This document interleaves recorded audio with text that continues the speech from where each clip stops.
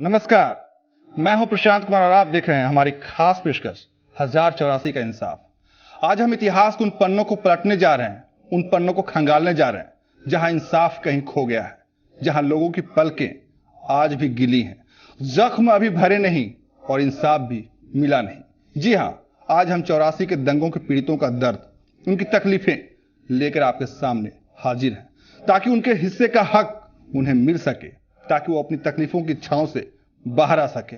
बोकारो के कुछ लोगों का दर्द हम आपसे साझा करेंगे, जो आज भी मदद के लिए मोहताज हैं, इस उम्मीद में कि शायद कोई उनकी फरियाद सुन ले, शायद प्रशासन उनकी बात सुन ले, सरकार तक उनकी बात पहुंच जाए। तो आज बात होगी 84 के दौर की, जिसकी परछाइयां आज तक हमारे साथ हैं।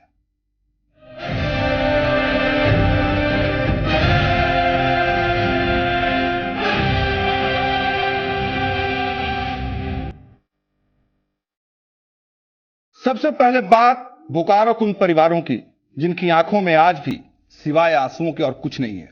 31 साल गुजर गए उस त्रासदी को हुए जिसे अब कोई याद भी नहीं करना चाहता, लेकिन इन 31 सालों में मदद के हाथ चंद फासले तय नहीं कर पाते हैं।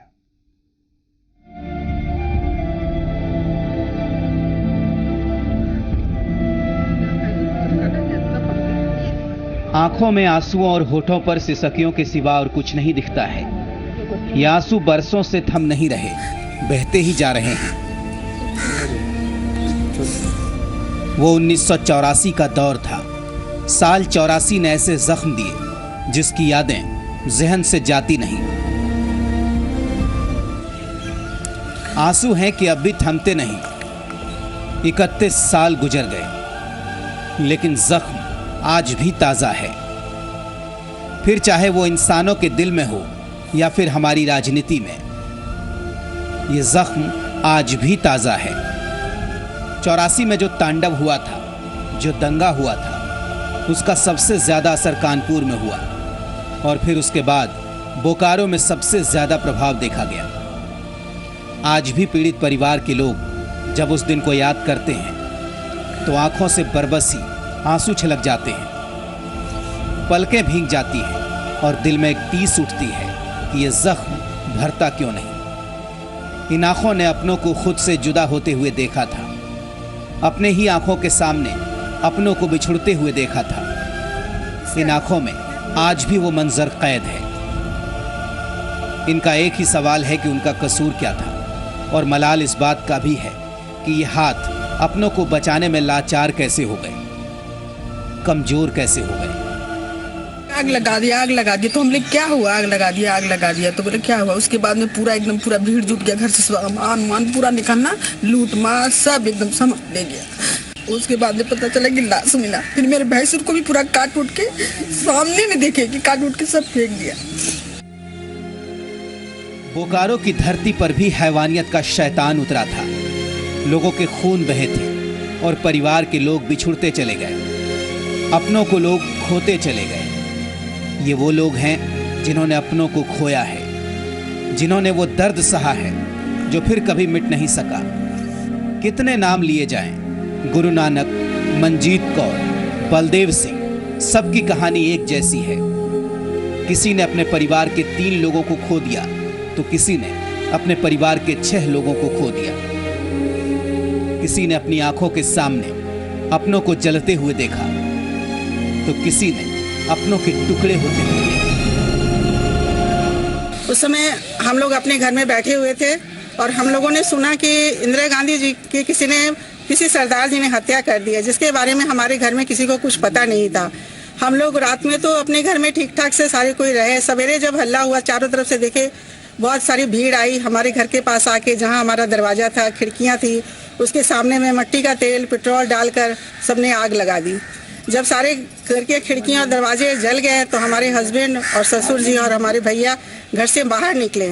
वो निकलकर जहां ज़्यादा लोग पंजाबियों की आबादी थी उस तरफ को गए, लेकिन वहां भी आगे से वो लोग उस जगह से मार के सबको लौट रहे थे और वहां उन्होंने घेर के तीनों जन को मार दिया।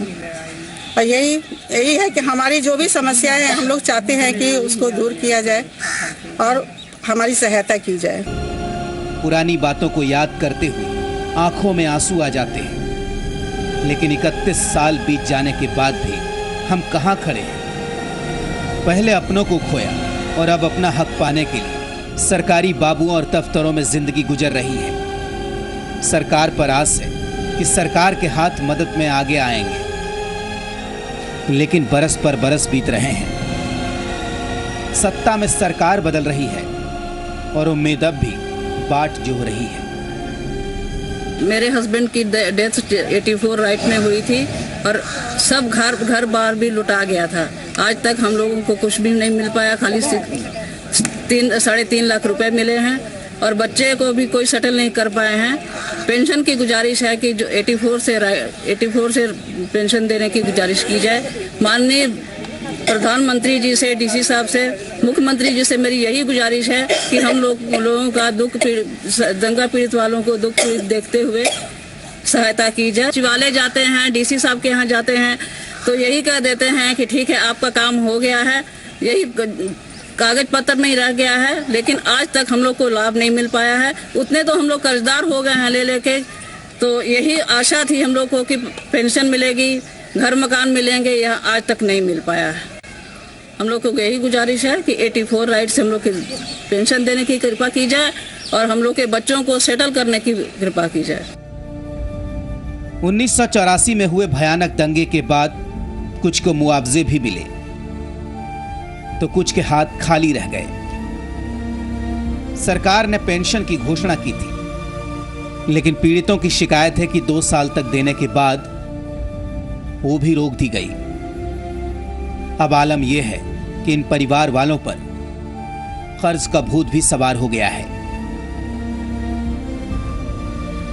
उम्मीद थी कि पेंशन मिलते ही सारे कर्ज उतार देंगे, लेकिन कमबख्त उम्मीदें भी सरकारी बाबुओं के दर पर आकर अपना दम तोड़ने लगती हैं। 6 आदमी इसमें मृत्यु हो गया। मैं मेरे गोली लग गया, बाजू में सिर में बहुत चोट आ गया।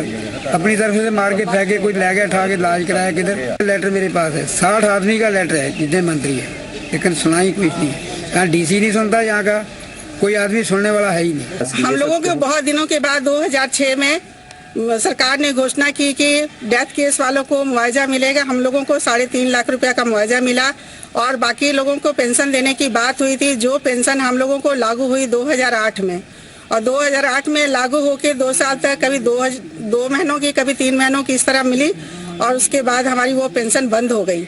और उसके बाद 4 साल की पेंशन हमारी कागज पत्रों में तो बनी हुई है। डीसी साहब के पास हम लोग जाते हैं तो डीसी साहब वो कहते हैं कि हमारे पास अलॉटमेंट नहीं है, रांची से काम होगा। हमारी जितनी पेंशन की राशि बनी है उतनी तो हम लोगों ने सब लोगों से कर्जा लेके खा लिया है। पीड़ितों का दर्द लेकर हम जिले के उपायुक्त साहब के पास भी पहुंचे।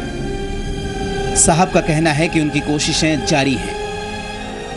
उन्होंने सरकार के पास पैसे के आवंटन के लिए लिखा भी है, लेकिन अभी पैसे आए नहीं हैं। आते ही इन लोगों की पेंशन शुरू कर दी जाएगी। अपनों के बिछड़ने का दर्द कभी मिटाया नहीं जा सकता, लेकिन दंगे की आग की भेंट चढ़ने से बच गए लोगों के आंसू पोंछे जा सकते हैं। उनकी मदद के लिए हाथ आगे बढ़ाया जा सकता है ताकि उनकी आंख से बहते आंसू रुक सके। लेकिन हकीकत यह है कि 31 साल आंखों की पलकें गीली हैं। मृत्युंजय मिश्रा, जी मीडिया, बोकारो। हमने आपको जिनकी तस्वीरें दिखाई, जिनका दर्द आपके साथ साझा किया, दरअसल ये लोग उस दंगे के पीड़ित हैं जो इंदिरा गांधी की मौत के बाद भड़का था। हजारों लोग मारे गए थे, ना जाने कितने बेघर हो गए थे और ना जाने कितने जिंदा होते हुए भी अपने परिवार से बिछड़ चुके थे। आखिर इंदिरा गांधी की हत्या हुई कैसे थी?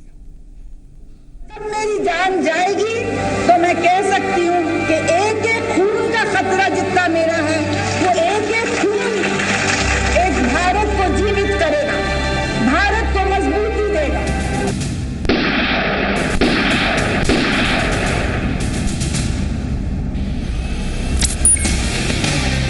राजनीति के दांव हमेशा सही नहीं पड़ते। कोई भी राजनेता कभी राजनीति के बुलंदी पर होता है तो फिर उसे राजनीति के निचले पायदान पर भी होते देर नहीं लगती। कुछ ऐसा ही हुआ इंदिरा गांधी के साथ। उनका राजनीतिक जीवन काफी उथल पुथल भरा रहा।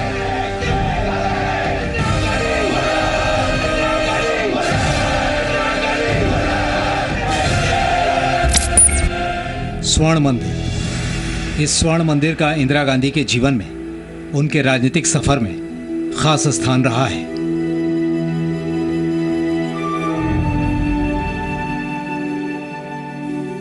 स्वर्ण मंदिर सिखों के लिए बेहद ही पवित्र स्थल माना जाता है।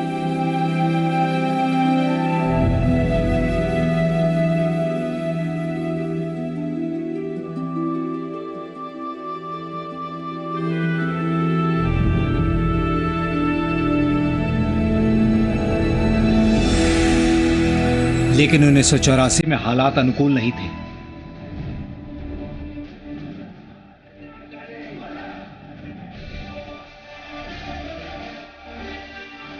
देश विभाजनकारी ताकतों की साजिशों का शिकार हो रहा था।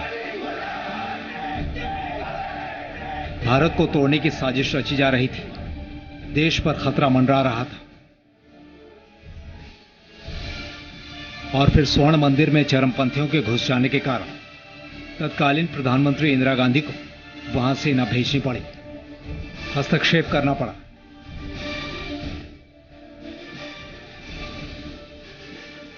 यह पहली बार था जब स्वर्ण मंदिर में सेना घुसी थी। सेना के चलाए ऑपरेशन में सैकड़ों लोग मारे गए। इंदिरा गांधी के इस कदम का असर पूरे देश पर पड़ा। समूचा भारत जल उठा।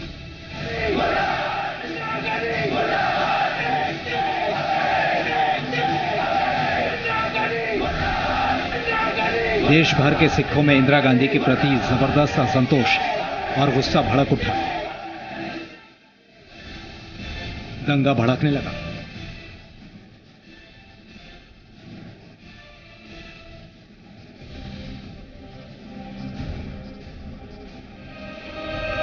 लेकिन जो होना था वो तो अब हो चुका था। अब उसका प्रतिफल सामने आ रहा था। पूरे देश में चिंता की लहर फैल गई।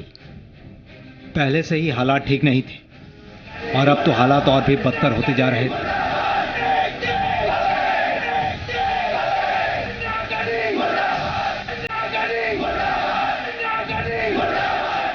इंदिरा गांधी की इस कार्रवाई के बाद उन्हें जान से मारने की धमकियां दी जाने लगी।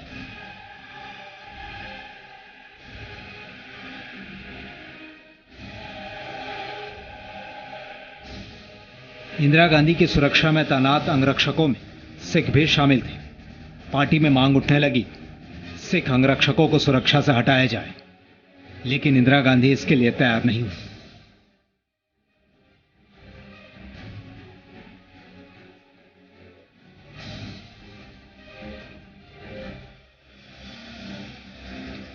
इंदिरा गांधी जितनी बहादुर महिला थी, उतनी ही निडर राजनेता भी थी।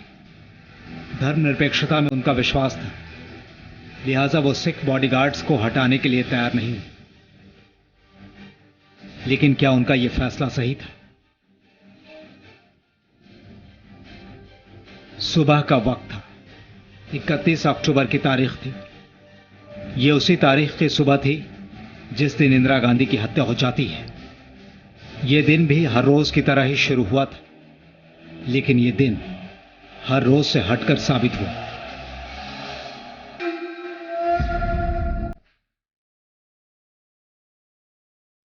इंदिरा गांधी उड़ीसा में तूफानी चुनाव प्रचार कर 30 अक्टूबर की शाम को दिल्ली वापस लौटी थी। 31 अक्टूबर की सुबह इंदिरा गांधी दिल्ली के अपने घर में थी। ब्रिटिश फिल्म मेकर के साथ लॉन में इंटरव्यू की तैयारी थी। इंदिरा गांधी पर एक डॉक्यूमेंट्री बनाए जाने की तैयारी हो रही थी। 31 तारीख की सुबह इंदिरा गांधी तैयार हुई और लॉन की तरफ बढ़ती है। इंदिरा तेज कदमों से आगे बढ़ रही थी। कुछ ही देर में इंदिरा उस गेट से करीब 11 फीट की दूर पहुंच चुकी थी, जो एक सफदरजंग रोड को एक अकबर रोड से जोड़ता है। गेट के पास बेअंत सिंह खड़ा था। वो इंदिरा गांधी की सुरक्षा में तैनात था। उसके बगल वाले संतरी बूथ में सतवंत सिंह भी ड्यूटी पर तैनात था। इंदिरा ने बेअंत और सतवंत को खुद नमस्ते कहा, लेकिन तब किसी को यह पता नहीं था कि इंदिरा का यह नमस्ते आखिरी बार किया गया था। इसी के बाद बेअंत सिंह ने अचानक .38 बोर की सरकारी रिवॉल्वर निकाली और इंदिरा गांधी पर एक गोली दाग दी। आसपास के लोग भौचक्के रह जाते हैं। पल भर के भीतर ही बेअंत सिंह 2 और गोलियां इंदिरा के पेट में उतार देता है। 3 गोलियों की मार इंदिरा गांधी नहीं झेल पाती, वो जमीन पर गिर जाती है। इसके बाद सतवंत का हथियार भी इंदिरा की तरफ घूम जाता है। जमीन पर गिरने के दौरान ही कांस्टेबल सतवंत सिंह ने एक के बाद एक गोलियां दाग दी। इंदिरा का शरीर गोलियों से लहूलुहान हो चुका था।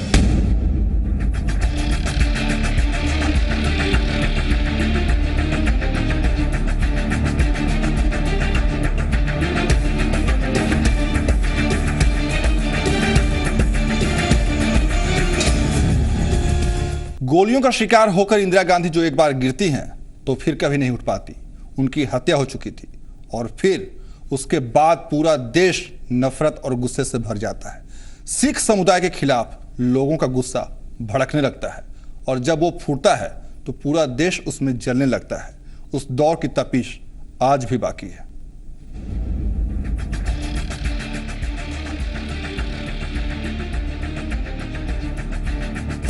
इंदिरा गांधी की हत्या हो चुकी थी। उनके 2 सिख बॉडीगार्ड्स ने ही हत्या कर दी थी और इसके बाद देश जलने लगता है। जगह जगह दंगे भड़क जाते हैं। सबसे पहले दिल्ली में सिख विरोधी दंगे शुरू हो जाते हैं। दंगाइयों का एक झुंड आता था और फिर न जाने कितने ही लोगों को अपना शिकार बना लेता था। इस दंगे ने दिल्ली पर अपना खासा प्रभाव छोड़ा था। इंदिरा की मौत के बाद उनके बेटे राजीव गांधी ने सत्ता की बागडोर संभाली। तब राजीव ने कहा था कि जब कोई बड़ा पेड़ गिरता है तो आसपास की धरती हिलती ही है। लोग नहीं चाहते और इस सवाल को उठाने से घबराते हैं। उसके राजनीतिक कारण है। इसमें कांग्रेस जिम्मेदार पार्टी थी। राजीव गांधी जी जो उस समय प्रधानमंत्री हुए, उन्होंने जो एक स्टेटमेंट दिया था, उनकी जो वक्तव्य आया था, उसे माफ नहीं किया जा सकता है। उन्होंने कहा था जब कोई बड़ा पेड़ गिरता है तो धरती कांपती है। तो आप जानते हैं कि कांग्रेस पार्टी एक बड़ी पार्टी है, सत्ता में रही है वर्षों तक। स्वाभाविक रूप से इस दंगे की जिम्मेदारी ईमानदारी से लेने की स्थिति में नहीं रही है और स्वाभाविक है अगर लंबे समय तक वो शासन में रहेगी थी तो उन लोगों को दंडित करने से भागती रही। वाकई में पूरे देश की जमीन हिल रही थी, आग सुलग रही थी। देश दंगों की आग में झुलसने लगा। लोगों में सिख समुदाय को लेकर खासा आक्रोश देखा जाने लगा। जिन लोगों ने ये नजारा देखा, जिन्होंने ये त्रासदी झेली, वो चाहकर भी उसे भुला नहीं पाए। तब देश के राष्ट्रपति थे ज्ञानी जैल सिंह और जैल सिंह भी लोगों के गुस्से का शिकार बनने से नहीं बच सके। उनके काफिले पर भी गुस्साए लोगों ने हमला बोल दिया। कहीं सिखों को पीटा जा रहा था तो कहीं उनकी गाड़ियां जलाई जा रही थी। सिखों के घरों, उनकी दुकानों को लूटा जा रहा था। लोग इंदिरा गांधी की हत्या से बेहद नाराज थे। 31 अक्टूबर को प्रधानमंत्री इंदिरा गांधी की हत्या हुई थी और फिर इसके बाद भड़के दंगे में हजारों जानें चली गई थीं। जिनका कोई कसूर नहीं था वो भी इसमें पिस रहे थे। दिल्ली के कानपुर को पार करते हुए दंगे की आग बोकारो तक पहुंच चुकी थी। बोकारो में भी सिखों को निशाना बनाया जाने लगा। 3 दिनों तक देश भर में ये आग जलती रही। लोग मरते रहे और पुलिस नाकाम साबित होती रही। और फिर जब सेना को बुलाया गया तब कहीं जाकर हालात पर काबू पाया जा सका। सिख दंगों में बिहार और झारखंड के कई इलाकों में सिखों को परेशानी हुई, उनका नुकसान हुआ और ये एक त्रासदी थी सिख समुदाय के लिए और ये एक शर्मनाक घटना थी। और आज भी मेरी व्यक्तिगत स्मृति उसको याद कर करके शहर उठती है और मैं मानता हूं कि उसका असर बिहार और झारखंड पर पड़ा। इंदिरा गांधी के हत्यारे बेअंत सिंह, सतवंत सिंह और केहर सिंह को फांसी के फंदे पर लटका दिया गया। दंगों की जांच के लिए कई समितियां भी बनाई गईं। सरकार ने 84 में हुए दंगों की जांच के लिए 3 कमीशन और 7 कमेटियां बनाई। इन सभी ने सिख विरोधी दंगों की जांच की और सभी ने यह भी बोला कि इन दंगों के दौरान काफी गलत हुआ है, अत्याचार हुए हैं, लेकिन नतीजा क्या निकला ये आप भी जानते हैं। आज तक सिख विरोधी दंगा पीड़ितों की आंखें सुनी हैं। वो इंतजार कर रही हैं कि देश में कोई तो उनकी फरियाद सुने, उनके दर्द को समझे। साफ है, हिंसा के शिकार पीड़ित आज भी इंसाफ का इंतजार कर रहे हैं। Bureau report, C media, Patna. 31 साल गुजर चुके हैं, आंखें पथरा चुकी हैं, लेकिन जिन आंखों ने वो मंजर देखा है वो उसे कैसे भूलें। जरूरत है उन जख्मों पर मरहम लगाने की, उनका दर्द बांटने की, अतीत में जो एक गलती हुई उसे सुधार कर उनकी खुशियां बांटने की, ताकि उन आंखों में भी खुशियों का बसेरा हो। यह थी हमारी आज की खास पेशकश। अब हमें दीजिए इजाजत। नमस्कार।